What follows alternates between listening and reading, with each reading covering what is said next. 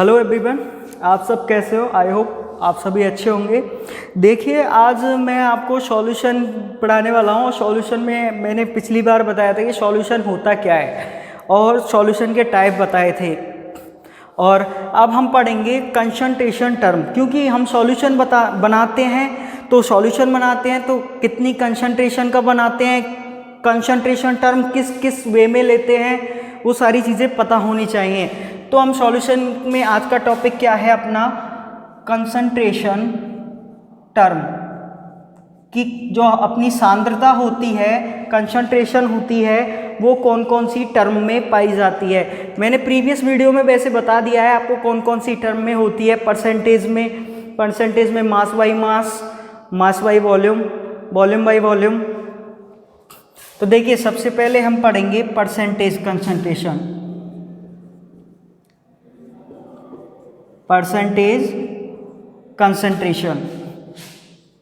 अब percentage concentration में हमारी फर्स्ट आती है मास बाई मास परसेंटेज, या इसे बोल सकते हैं वेट बाई वेट परसेंटेज, द्रव्यमान बाई द्रव्यमान परसेंटेज। इसका फॉर्मूला क्या होता है, percent of mass by mass या mass by mass percentage equal, यहाँ पे क्या लोगे, मास ऑफ सॉल्यूट। क्या लोगे, मास ऑफ सॉल्यूट, मतलब विलेय का द्रव्यमान। किसका? विलेय का द्रव्यमान। नीचे क्या लोगे, मास ऑफ सॉल्यूशन। नीचे क्या लोगे, मास ऑफ सॉल्यूशन, बिलियन का द्रव्यमान। और आपको पता है परसेंटेज निकालने के लिए हम किससे मल्टीप्लाई कर देते हैं, 100 से। ये होता है मास बाई मास परसेंटेज। क्या होता है, मास बाई मास परसेंटेज, कि विलेय का द्रव्यमान उसमें भाग देंगे हम बिलियन के द्रव्यमान का और मल्टीप्लाई बाई 100। अब देखिए, कहीं पे भी लिखा होता है, सपोज कहीं पर भी लिखा है 20% मास बाई मास, 20% मास बाई मास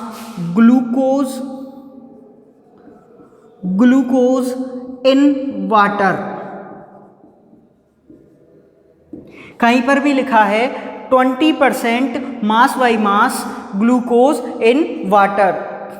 आपको पता होगा, आपने लेबोरेटरी में देखा होगा कि लेबोरेटरीज की बोतल्स पर या तो मास बाई मास लिखा होता है, या मास बाई वॉल्यूम लिखा होता है, या वॉल्यूम बाई वॉल्यूम लिखा होता है। तो हम क्या पढ़ रहे हैं, सबसे पहले मास बाई मास। तो मास बाई मास परसेंटेज में क्या लिखोगे कि 20% ग्लूकोज इन वाटर। इसका मतलब क्या है, जबकि उसने कोष्टक में क्या लिखा है, ये कौन सी परसेंटेज है, मास बाई मास परसेंटेज। तो इसका मतलब क्या है कि 20 ग्राम ग्लूकोज, 20 ग्राम ग्लूकोज 100 ग्राम किस में घुला हुआ है, 100 ग्राम सॉल्यूशन में है। ध्यान रखना, मैंने ये नहीं कहा है 20 ग्राम ग्लूकोज वाटर में घुला हुआ है, मैंने बोला है कि 20 ग्राम ग्लूकोज 100 ग्राम सॉल्यूशन में घुला हुआ है। ध्यान रखना, मैंने सॉल्यूशन वर्ड यूज में लिया है। यदि मैं ओनली वाटर कह देता तो यहाँ तो वाटर तो सॉल्वेंट हो जाता, लेकिन यहाँ पर हमको लेना क्या है, सॉल्यूशन। तो हम ये कहेंगे 100 ग्राम बिलियन में 20 ग्राम ग्लूकोज घुला हुआ है। ये समझ में आ गया होगा आपको, आई थिंक। यदि मैं इसी को इस प्रकार लिख देता कि यदि 20 ग्राम ग्लूकोज 100 ग्राम बिलियन में घुला हुआ है तो उसकी मास बाई मास परसेंटेज निकालिए। तो आप क्या करोगे, 20/100, सॉल्यूशन का मास क्या है 100 ग्राम, मल्टीप्लाई बाई 100। तो 20/100 मल्टीप्लाई बाई 100, तो 100 से 100 कैंसिल आउट हो जाएगा। जैसे देखिए, यदि क्वेश्चन ये होता कि 20 ग्राम ग्लूकोज 100 ग्राम सॉल्यूशन में घुला हुआ है तो उसका मास बाई मास परसेंटेज निकालो। तो क्या लिखोगे, मास बाई मास परसेंटेज क्या होता है आपका, मास ऑफ सॉल्यूट। सॉल्यूट क्या है यहाँ पर, ग्लूकोज कितने ग्राम है, 20 ग्राम है। यहाँ पर 100 ग्राम क्या है, सॉल्यूशन। ध्यान रखना मैंने बोला है सॉल्यूशन ना कि सॉल्वेंट। सॉल्यूशन कितना है आपका बिलियन, 100 ग्राम मल्टीप्लाई बाई 100, 100 से 100 कितनी परसेंटेज, 20%। यहाँ पर भी तो 20% ही आ रहा है कि 20% ग्लूकोज इन वाटर। उसे किस प्रकार लिख सकते हैं, 20 gram glucose in 100 gram solution. ये समझ में आ गया होगा आपको। नेक्स्ट हम देखते हैं, ये तो आपकी फर्स्ट कंसंट्रेशन टर्म हुई मास by mass. Second concentration term आती है volume by volume percentage. Second concentration term क्या आती है, वॉल्यूम बाई वॉल्यूम परसेंटेज। इसका फॉर्मूला क्या होता है वॉल्यूम बाई वॉल्यूम परसेंटेज का, कि वॉल्यूम ऑफ सॉल्यूट मतलब विलेय का आयतन अपॉन वॉल्यूम ऑफ सॉल्यूशन। ध्यान रखना मैंने यहाँ पर भी वॉल्यूम ऑफ क्या लिया है, सॉल्यूशन। सॉल्यूशन का आयतन कितना है, बिलियन का आयतन कितना है, और परसेंटेज निकालने के लिए अपन आपको पता ही है 100 से मल्टीप्लाई करते हैं। तो देखिए इसका एग्जाम्पल मैं इधर बता रहा हूं आपको। देखिए सेकंड का एग्जाम्पल, यदि इस प्रकार लिखा हो 10% एथेनॉल, 10% एथेनॉल इन वाटर या इन H2O, कि 10% एथेनॉल किसमें है, वाटर में। अब हम क्या सोचेंगे, और इस 10% की कोष्टक में लिख दिया, ये क्या है आपका वॉल्यूम बाई वॉल्यूम परसेंटेज है। क्या है, वॉल्यूम बाई वॉल्यूम परसेंटेज है। तो आप क्या अज्यूम करोगे कि 10 ml जो एथेनॉल है, 10 ml एथेनॉल है, वो 100 ml वाटर में मिला हुआ है। क्या अज्यूम करोगे, 10 ml एथेनॉल 100 ml वाटर में मिला हुआ है। और यदि हम यदि क्वेश्चन ये आ जाए कि 10 ml एथेनॉल 100 ml वाटर में मिला हुआ है और उसका वॉल्यूम बाई वॉल्यूम परसेंटेज निकालिए, तो क्या करोगे, वही फॉर्मूला लगा दोगे, volume by volume percentage equal volume of solute मतलब विलेय का आयतन। विलेय का क्या है यहाँ पे, एथेनॉल, उसका आयतन कितना है 10, तो यहाँ पर 10 लिखा। यहाँ पर क्या है 100 ml, जो आपका सॉल्यूशन है 100 ml इन सॉल्यूशन, सॉरी गलती हो गई, क्या लिखोगे 100 ml सॉल्यूशन। तो यहाँ पर सॉल्यूशन का क्या है वॉल्यूम 100 ml मल्टीप्लाई बाई 100, तो कितनी परसेंट आ जाएगी 10%। यही तो निकाला है हमने, 10% एथेनॉल इन सॉल्यूशन। समझ में आ गया होगा आपको।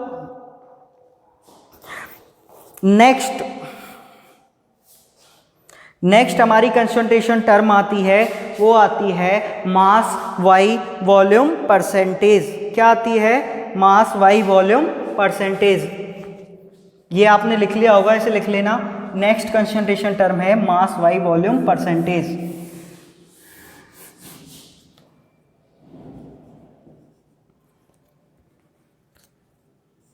मास बाई वॉल्यूम परसेंटेज, इसका फॉर्मूला क्या होता है मास बाई वॉल्यूम परसेंटेज का। यहां पर क्या लिखेंगे, mass of solute, mass of solute मतलब विलेय का द्रव्यमान upon volume of solution, upon volume of solution multiply by 100। ये समझ में आ गया होगा। अब देखिए हमको इसमें क्या लेना है कि विलेय का तो लेना है द्रव्यमान और बिलियन का क्या लेना है आयतन। दोनों से ही, दोनों के कॉम्बिनेशन से क्या निकालेंगे हम, mass by volume percentage. Example देखिए, इसी एग्जाम्पल को हम करते हैं, लेकिन यहाँ पर इसकी कंसंट्रेशन टर्म लिख देते हैं मास बाई वॉल्यूम। क्या लिख देते हैं, मास बाई वॉल्यूम। तो देखिए इसका मतलब क्या है, 20% ग्लूकोज इन वाटर या 20% ग्लूकोज इन सॉल्यूशन, कुछ भी लिख सकते हो आप, सॉल्यूशन लिख लो इसे, सॉल्यूशन। तो हम क्या लिखेंगे कि 20 ग्राम ग्लूकोज जो है 100 ml सॉल्यूशन में प्रेजेंट है। क्या लिखेंगे, जो 20 ग्राम ग्लूकोज है वो 100 ml सॉल्यूशन में क्या है, प्रेजेंट है। क्या लिखोगे, 20 gram glucose present in 100 ml solution. तो अब हम वापस, यदि ये क्वेश्चन रिवर्स हो जाए कि उसने दे दिया कि 20 ग्राम ग्लूकोज 100 ग्राम बिलियन में उपस्थित है, तो इसका मास बाई वॉल्यूम परसेंटेज निकालिए, तो आप इजीली निकाल सकते हो, आपको फॉर्मूला है आपके पास। तो क्या लिखोगे, मास बाई वॉल्यूम परसेंटेज। यहाँ पर क्या लिखोगे, mass of solute. Mass of solute कितना है, 20 ग्राम। क्या है, 20 ग्राम, तो 20 लिखोगे। नेक्स्ट इसमें लिखा है volume of solution. Volume of solution क्या है, volume of solution 100 ml multiply by 100। 100 से 100 कितना परसेंट जाएगा, 20%। यही तो निकला है अपना, ये भी 20 और 20 हमने निकाला है। तो कैसे भी क्वेश्चन आ जाए, ये पूछ ले तो इसका मतलब ये होता है, और यदि ये क्वेश्चन दे दे तो इसका रिवर्स हम कैसे निकालेंगे, मास बाई वॉल्यूम परसेंटेज कितना होता है, इस प्रकार। ये आपको समझ में आ गया होगा। ये आपकी 3 परसेंटेज कंसंट्रेशन टर्म होती हैं, mass by volume, volume by volume, mass by mass, volume by volume और मास बाई वॉल्यूम परसेंटेज। ये क्वेश्चन है कि 10 ग्राम ग्लूकोज 200 ग्राम बिलियन में है, तो इसका मास बाई मास परसेंटेज निकालिए तथा मास ऑफ सॉल्वेंट निकालिए, मतलब विलायक का द्रव्यमान निकालिए। ध्यान रखना मैंने क्या पूछा है, मास बाई मास परसेंटेज पूछा है और विलायक का द्रव्यमान पूछा है। ये क्वेश्चन आपको करना है। अब देखिए, जो जितने भी मैंने क्वेश्चन कराए थे उसमें आपने सॉल्यूट देखा था, उसकी मात्रा कम दे रखी थी। आपने देखा था कि यहाँ पर इजीली पहचान रहे हो कि आप इसमें सॉल्यूट कौन सा है, सॉल्वेंट कौन सा है, क्योंकि 10 ग्राम ये है, 200 ग्राम सॉल्यूशन है, तो विलायक जो कोई भी है उसकी मात्रा ज़्यादा है। लेकिन एक क्वेश्चन आता है, इसमें हम लिखते हैं 60% of H2SO4, 60% of H2SO4 in H2O। ये क्वेश्चन है। अब इसमें से आपको बताना है कि विलायक कौन सा है, विलेय कौन सा है।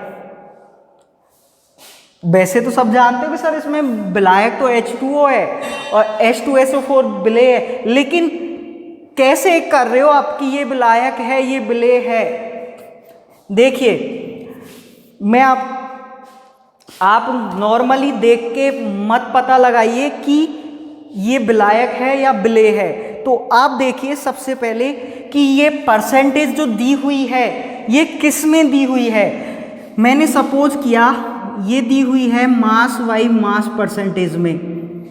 किस में दी हुई है, मास बाई मास परसेंटेज में। ध्यान देना है इधर। तो मैं इसको इस प्रकार लिख सकता हूं 60 ग्राम H2SO4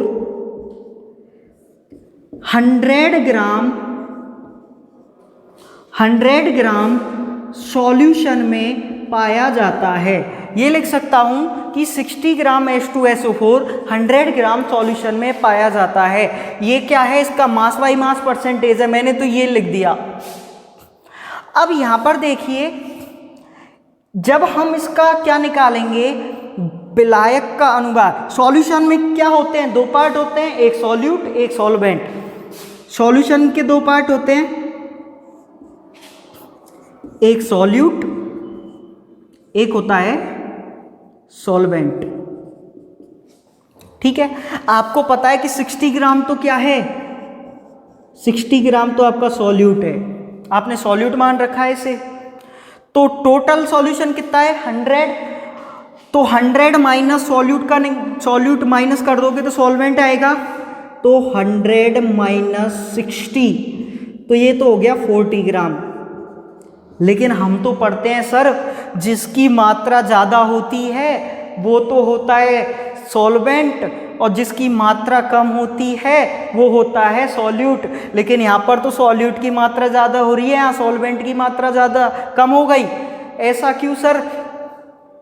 सर इसका मतलब ये होना चाहिए कि यहाँ पर H2SO4 तो होना चाहिए सॉल्वेंट, और H2O क्या होना चाहिए, सॉल्यूट, जबकि ऐसा नहीं होता। आपको पता है जो वाटर होता है, जो जल होता है,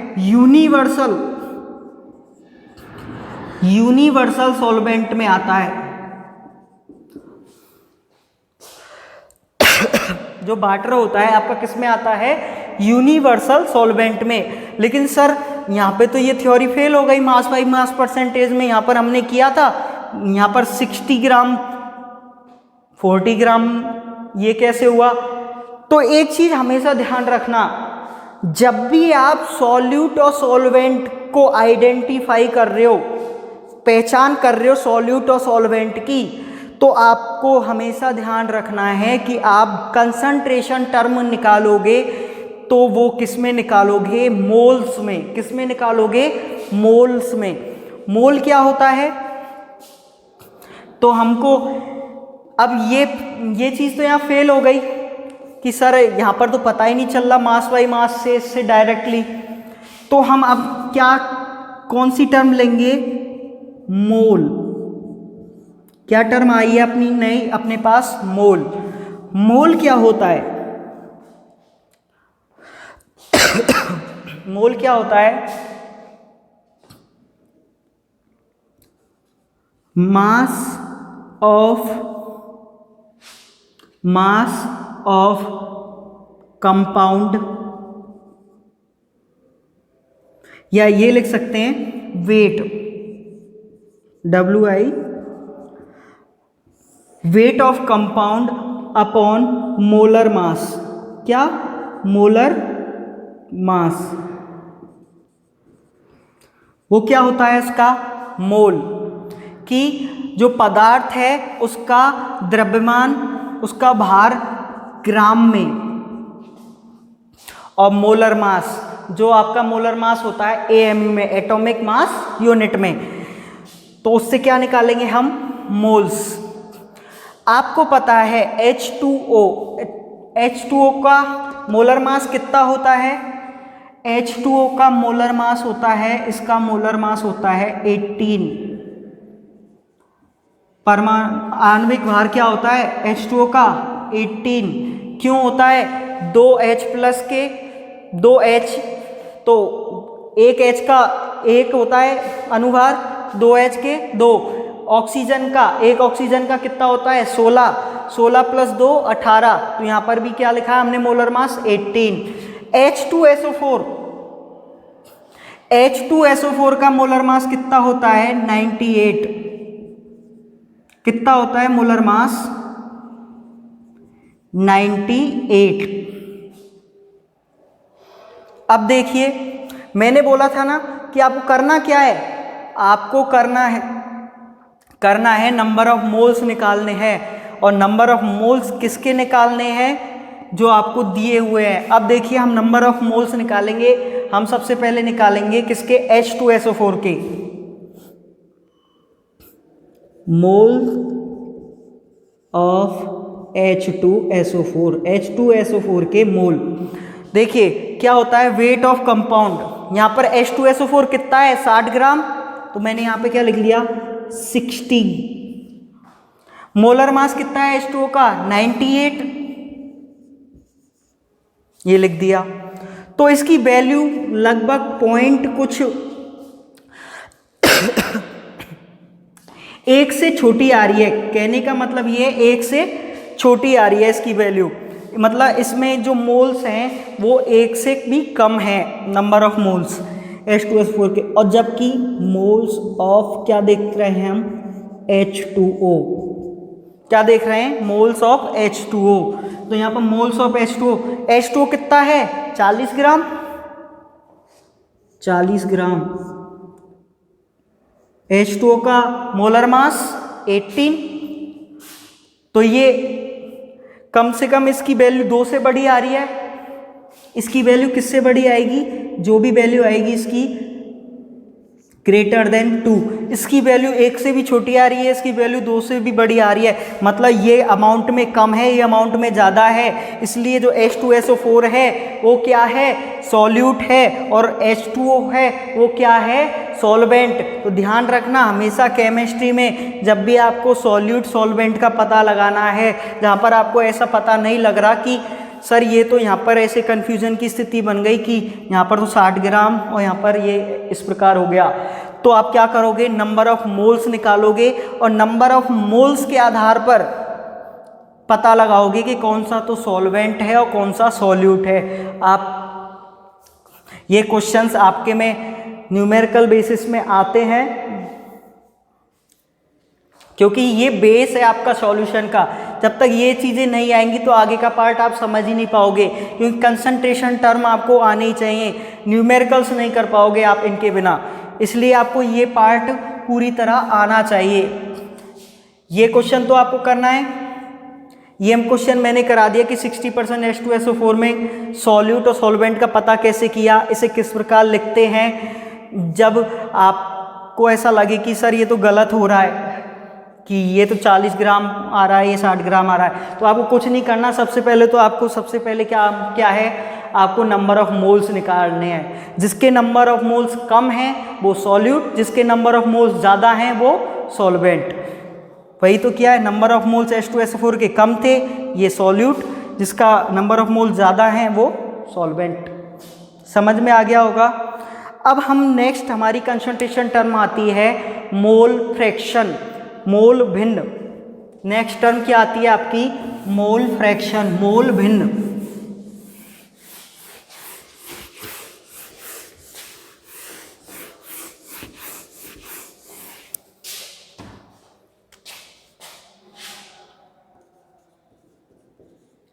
मोल फ्रैक्शन जिसे हिंदी में आप क्या बोलते हो मोल भिन्न। देखिए मोल फ्रैक्शन क्या होता है, आपने सपोज किया एक हम सॉल्यूशन बना रहे हैं, अब वो सॉल्यूशन किन्हीं भी 2 कंपोनेंट से मिलके बना है। ये जो सॉल्यूशन है ये 2 कंपोनेंट A प्लस B से मिलके बना हुआ है, सपोज किया है मैंने, कोई ज़रूरी नहीं है आप 2 कंपोनेंट लो, कितने भी कंपोनेंट ले सकते हो आप अपनी मर्जी से।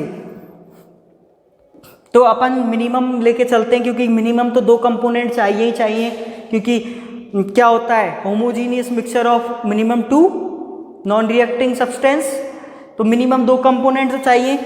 तो 2 कंपोनेंट लिए मैंने A और B। अब इसमें से सॉल्यूट कौन सा है सॉल्वेंट कौन सा है वो अलग देखेंगे। देखिए अब हम इसकी कंसंट्रेशन टर्म निकालते हैं कि A का कितना पार्ट इस सॉल्यूशन में है, B का कितना पार्ट इस सॉल्यूशन में है। तो हम क्या करेंगे, क्या निकालेंगे हम मोल भिन्न, क्या निकालेंगे मोल भिन्न की मोल फ्रैक्शन ऑफ ए, मतलब कंपोनेंट A, घटक A की मोल भिन्न क्या होगी। और मोल भिन्न को शो किससे करते हैं, Na कैप। मोल भिन्न को शो किससे करते हैं, N और इस नीचे लगा दिया मैंने X, जो भी घटक होगा उसकी मोल भिन्न। सपोज ये सॉल्यूशन दो घटकों से मिलके बना है तो दोनों घटकों की अलग अलग मोल भिन्न होगी Na और Nb। इसकी मोल भिन्न क्या होगी, Na और इसकी मोल भिन्न क्या होगी, Nb। मतलब इन Na और Nb का मतलब क्या है कि A का कितना पार्ट इस सॉल्यूशन में प्रेजेंट है, B का कितना पार्ट इस सॉल्यूशन में प्रेजेंट है। ये क्या बताता है, मोल भिन्न बताती है। तो मोल भिन्न क्या होती है, मोल फ्रैक्शन ऑफ A की जिसकी आपको मोल भिन्न निकालनी है या मोल फ्रैक्शन निकालना है उसके मोल, सॉरी इसे किससे नोट करते हैं, X से।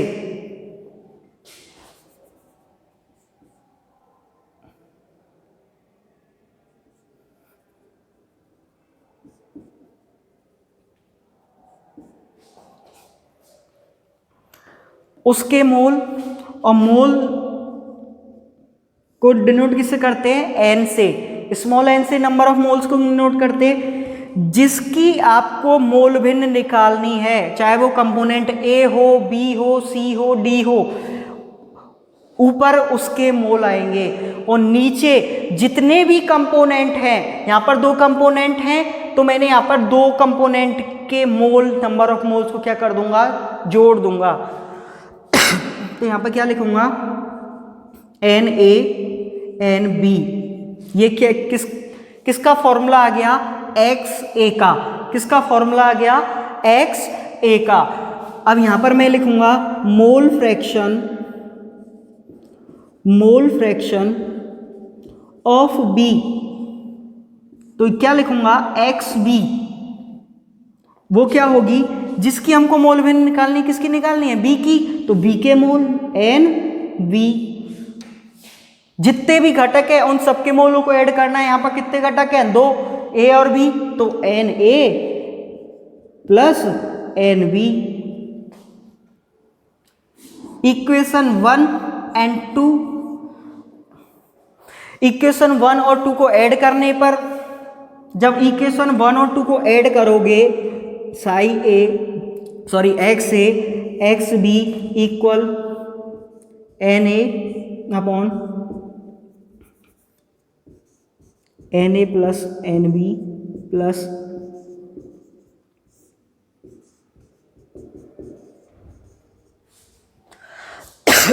LCM ले लोगे आप इसका। LCM क्या आ जाएगा, Na प्लस Nb, ऊपर भी क्या हो जाएगा, Na प्लस Nb।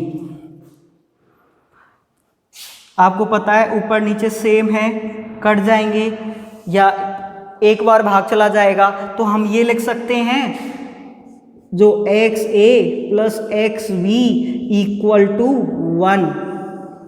मतलब सॉल्यूशन में जितने भी घटक होंगे, मैंने उसका मतलब क्या है, सॉल्यूशन में जितने भी घटक होंगे उन सब की मोल भिन्नों का योग क्या आएगा, हमेशा एक आएगा। सॉल्यूशन में बिलियन में जितने भी घटक होंगे उन सब की मोल भिन्नों का, मोल फ्रैक्शंस का योग हमेशा क्या आएगा, एक आएगा। यहाँ पर दो घटक लिए हैं तो इसलिए दो घटकों का एक आ गया। सपोज मैं तीन घटक ले लूं, तीन घटक क्या ले लूं, तीन घटक ले लेता हूं, A plus B plus C, तीन से मिलके बना हुआ है। A की मोल फ्रैक्शन यहाँ पर क्या हो जाएगी, XA, यहाँ पर XB और यहाँ पर XC। तो देखिए मोल फ्रैक्शन ऑफ XA क्या होगी, मैंने बोला जिसकी मोल भिन्न निकाल रहे हो उसके नंबर ऑफ मोल्स, मतलब Na। जितने भी अपॉन में क्या आता है, जितने भी घटक हैं उन सबके नंबर ऑफ मोल्स को ऐड करना है। तो यहाँ पर कितने घटक हैं, तीन, 1 2 3। कौन कौन से, A B C। तो A के number of moles Na, B के number of moles Nb, C के number of moles Nc। XB निकालना है तो Nb Na plus Nb plus NC। C की मोल भिन्न निकालनी है तो NC upon Na plus NB plus NC। ये आपको समझ में आ गया होगा। मैंने वही बोला है, जिसकी मोल भिन्न निकालनी है, जिसका मोल फ्रैक्शन निकालना है, उसके नंबर ऑफ मोल्स अपॉन में क्या लिखोगे कि जितने भी आपके कंपोनेंट हैं उनके मोल को ऐड करके भाग दोगे। देखो, जिसके मोल हैं, जिसकी मोल भिन्न निकालनी है, ए की मोल भिन्न निकालनी है तो ए कंपोनेंट कितने हैं, 3 हैं, 3 कंपोनेंट के मोल कितने हैं, Na, Nb, Nc, तो तीनों को ऐड किया और भाग दे दिया। इससे हमको XA की क्या निकल गई आपको, मोल भिन्न। ये समझ में आ गया होगा। इसी प्रकार जैसे इस प्रकार ये हुआ है तो यहाँ पर इस प्रकार भी यहाँ क्या होगा, XA XB plus XC equal 1, मतलब सॉल्यूशन में उपस्थित सभी कंपोनेंट की मोल भिन्नों का योग हमेशा 1 होता है। सॉल्यूशन में उपस्थित सभी कंपोनेंट मतलब घटकों की मोल भिन्न, मोल फ्रैक्शंस का योग ऑलवेज 1। ये आपको समझ में आ गया होगा। मोलरिटी से चलने से पहले हम एक क्वेश्चन कर लेते हैं।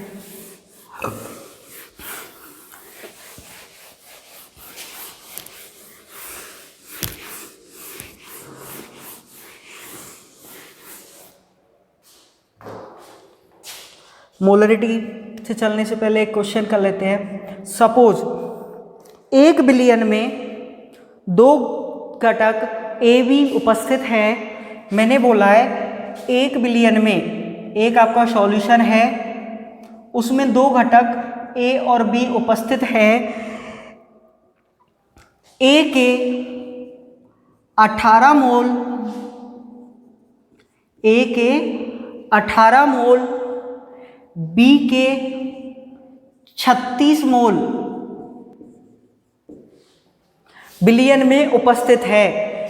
1 बिलियन जिसके घटक ए और बी हैं तथा बिलियन में ए के 18 मोल, बी के 36 मोल उपस्थित हैं, तो ए की मोल भिन्न तथा बी की मोल भिन्न ज्ञात करो। तो क्या करना है, वही सिंपल फॉर्मूला, XA बराबर Na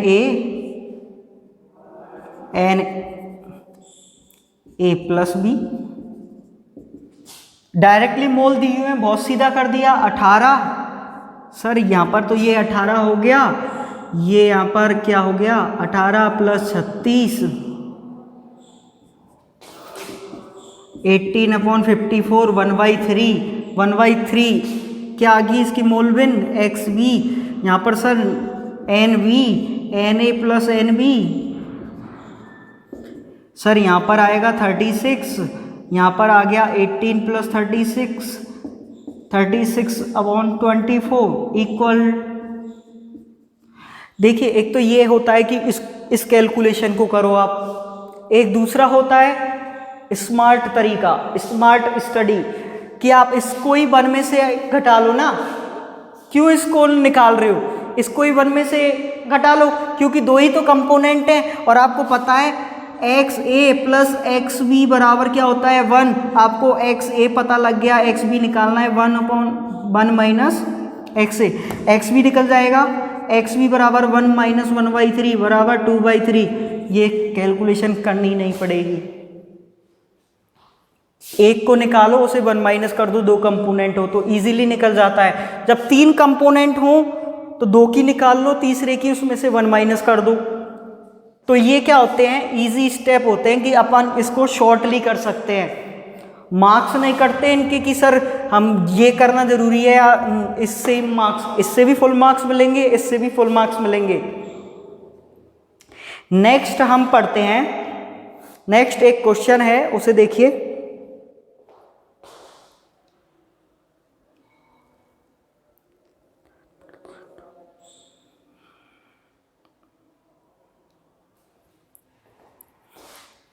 नेक्स्ट क्वेश्चन आप करना, देखिए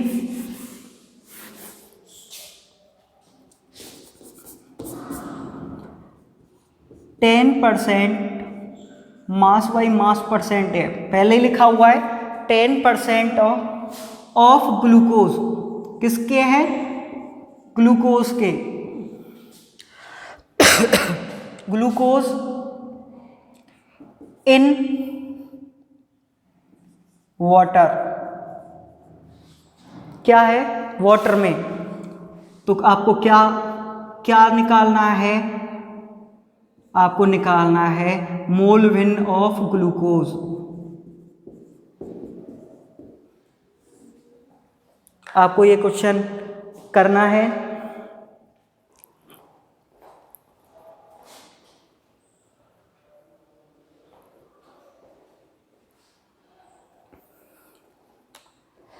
नेक्स्ट आपकी कंसंट्रेशन टर्म आती है मोलरिटी। मोलरिटी, मोलरता जिसे बोलते हो आप, जिसे हिंदी में क्या बोलते हो, मोलरता। मोलरिटी होती क्या है, मोलरिटी होती है कि 1 लीटर सॉल्यूशन में, 1 लीटर सॉल्यूशन में विलेय के कितने नंबर ऑफ मोल्स पड़े हुए हैं, वो उसकी क्या होगी, मोलरिटी। मैंने क्या बोला है, 1 लीटर सॉल्यूशन में या एकांक आयतन में उपस्थित, एकांक आयतन में उपस्थित विलेय के मोलों की संख्या क्या होती है, मोलरिटी। या ऐसे इस प्रकार भी लिख सकते हैं कि number of moles of solute present in unit volume, एकांक आयतन में उपस्थित, एकांक आयतन में उपस्थित नंबर ऑफ मोल। तो एकांक आयतन आपको पता है, जब भी ये यूनिट वॉल्यूम आता है या एकांक आयतन आता है तो हम उसे नीचे की साइड लिखते हैं, तो यहां पर वॉल्यूम, और किस में बोला है मैंने, लीटर में। ऊपर क्या आएगा, number of moles, number of moles of solute, और ये वॉल्यूम ऑफ सॉल्यूशन। समझ में आ रहा है। नंबर ऑफ मोल, मोल क्या होते हैं, weight of solute upon molar mass, molar mass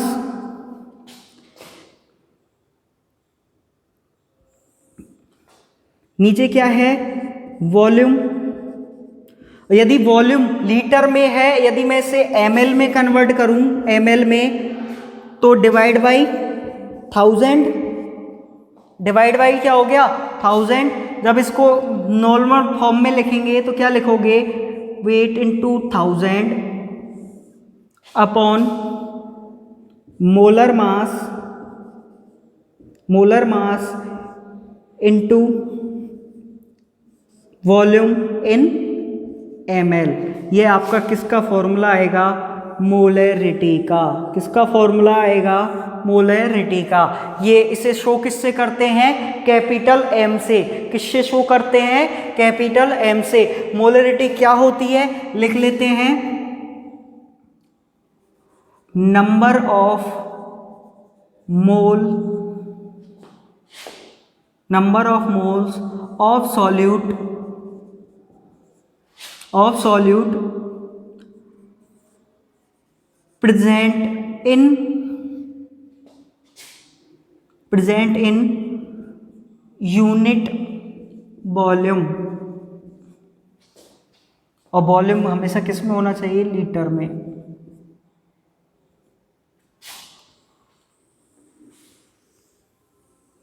ये आपको सभी फॉर्मूले याद होने चाहिए।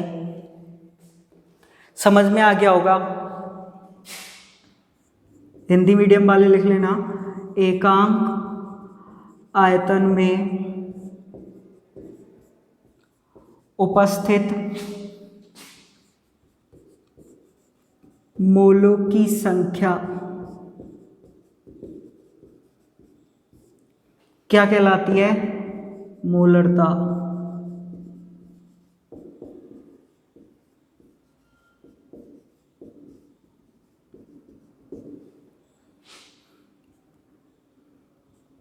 It is known as,